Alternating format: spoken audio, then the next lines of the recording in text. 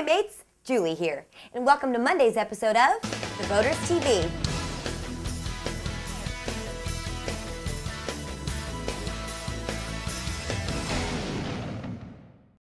Well, this is episode 13 for us here at The Boaters TV, so we're just keeping our fingers crossed that good luck holds out and nothing goes wrong.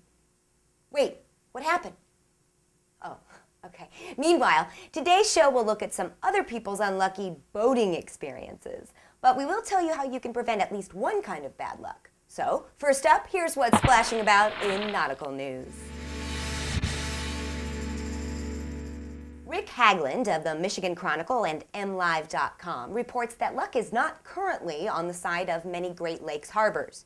A study conducted by the Great Lakes Commission found that low water levels in the region's 87 harbors, the result of a lack of dredging by the Army Corps of Engineers, is endangering the regional boating economy. Ever-tightening budgets mean the Corps is no longer allowed to dredge recreational harbors, even though it built many of them and has historically always performed the task unless it gets a specific appropriation from Congress.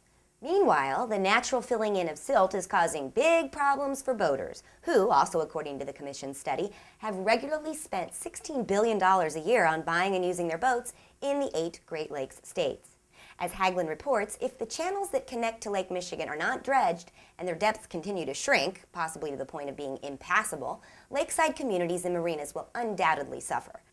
Last week, Senators Carl Levin and Debbie Stabenow of Michigan said they inserted $53 million in a Senate appropriations bill to direct the Corps to dredge recreational and commercial Great Lakes harbors.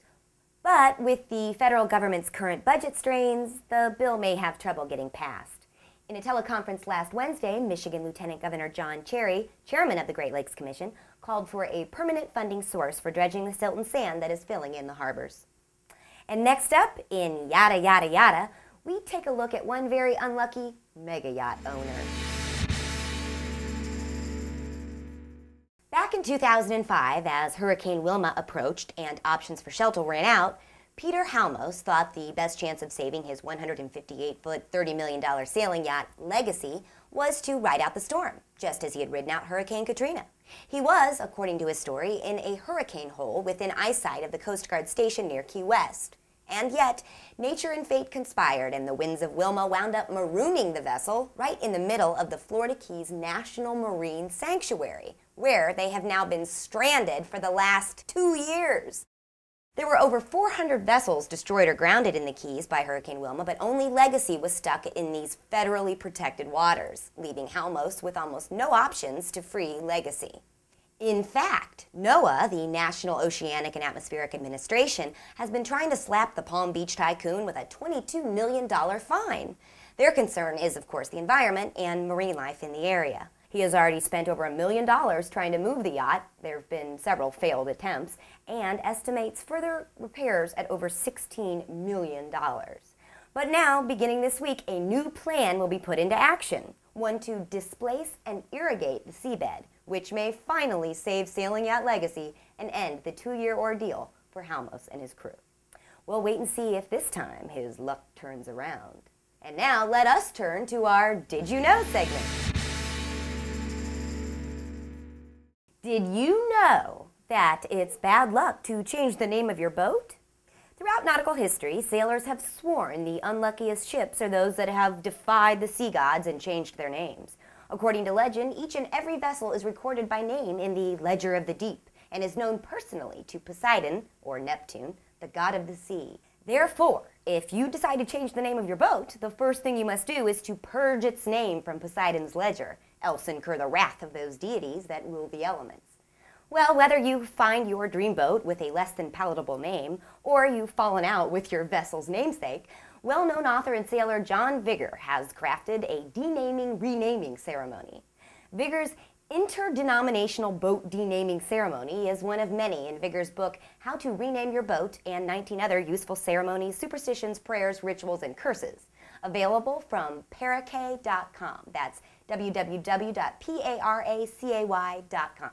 The ceremony, which has become very popular on the internet, even translated into several foreign languages, consists of 5 parts: an invocation, an expression of gratitude, a supplication, a rededication, and a libation.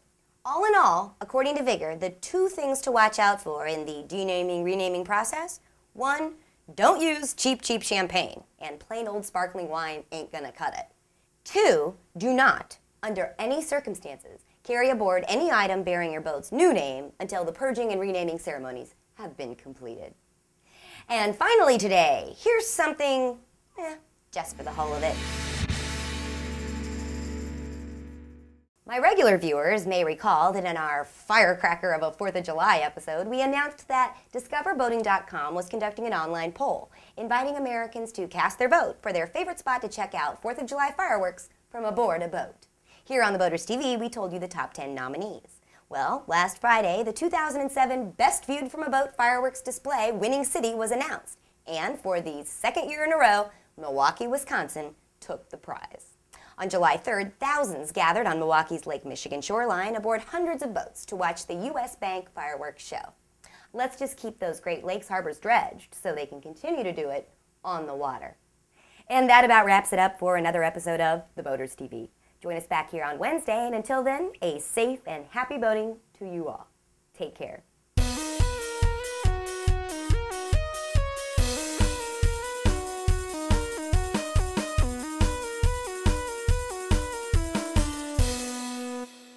This episode of The Boaters TV was brought to you by the letter L. That's L for Lima, and signifying you should stop your vessel immediately.